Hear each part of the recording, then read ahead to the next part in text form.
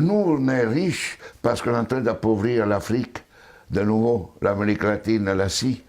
Nous sommes nous les responsables de ces millions de morts. C'est nous qui disons que tu dois avoir accès à l'eau simplement si tu la payes. Que je t'amènerai l'eau si je suis rentable. En Afrique, c'est nous, c'est pas eux.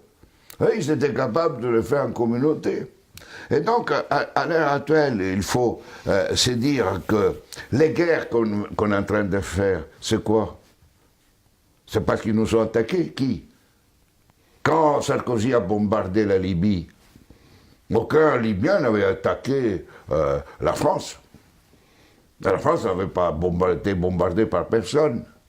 Et nous, quand les Américains ont bombardé Bagdad ou l'Irak, parce que c'était l'ennemi du mal, tous ces millions qui sont morts, et tous ces millions de réfugiés syriens, irakiens, etc., c'est qui eux, ils sont voulus. Et nous, on a le courage après de dire, je vais t'aider pour rester chez toi. Hein? Alors qu'on les a créé des conditions pour qu'ils doivent fuir. Et nous, on va dire hypocritement, cette Europe qui hypocritement donne 6 milliards à la Turquie, 2 milliards aux Libyens pour pouvoir tenir les gens qui viennent d'Afrique, où on est en train d'alimenter, nous, les guerres. Mais il faut s'arrêter de se raconter des balivernes ici. Hein? Il faut arrêter. La guerre ne se fait plus parce qu'on tue l'ennemi.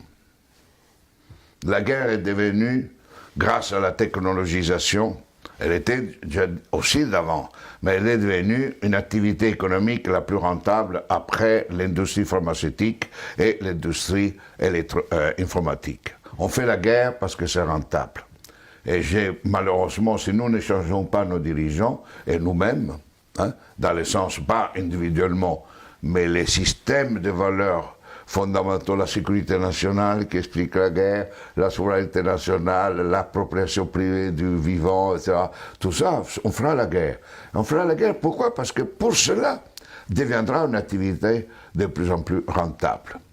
D'ici quelques années, si vous éliminez la guerre, le PIB mondial chutera, d'après le système dominant. Il ne chutera pas si on est dans un autre système.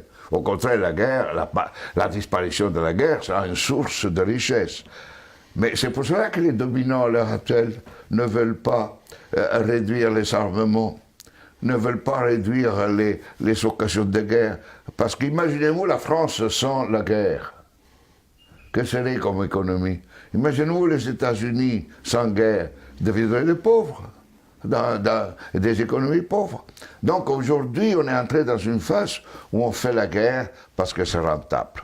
Et vous n'aurez aucun dirigeant actuel du monde qui arrêtera la guerre, parce qu'il sera crucifié, parce qu'il sera lapidé, parce qu'il va contre la logique. La guerre fait augmenter le PIB mondial. La guerre permet la croissance économique. Et on suppose que si on fait la guerre, on augmente la création d'emplois chez nous, non?